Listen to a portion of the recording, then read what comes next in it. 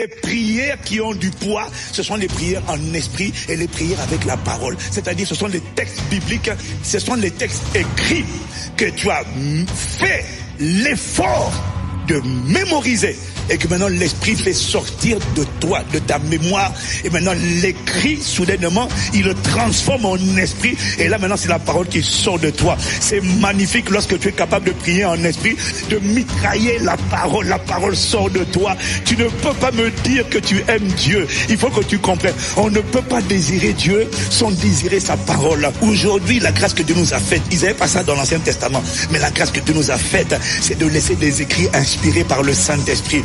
Donc aujourd'hui, tu es censé opérer mieux qu'Abraham. Abraham n'avait pas la Bible, mais il avait le désir de Dieu, au point qu'on l'appelait l'ami de Dieu.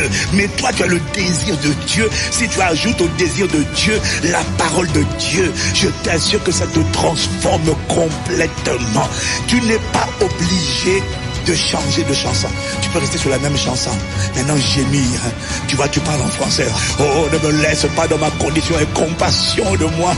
Oh, accorde-moi la grâce de te connaître, oh Christ, ainsi que la puissance de ta résurrection. Mais là, il faut déjà connaître la Bible, tu vois, pour dire, accorde-moi la grâce de te connaître, ainsi que la puissance de ta résurrection et la communion de tes souffrances. Il faut que tu saches que c'est écrit dans Philippiens 3, au verset 7 à 8. Si tu ne connais pas Philippiens 3, verset 7 à 8, du coup, tu vas te vivre. Tu vas seulement dire, accorde-moi la grâce de te connaître, accorde-moi la grâce de te connaître. Mais quand tu connais la parole, l'Esprit va te dire, prie avec la parole. Ajoute à tes supplications ma parole que j'ai inspirée. Parce que quand tu ajoutes ma parole, moi je me souviens, je veille sur ma parole pour l'exécuter. Oh, que Dieu t'accorde la grâce d'être un homme, une femme de la parole, d'être saturé du désir de Dieu.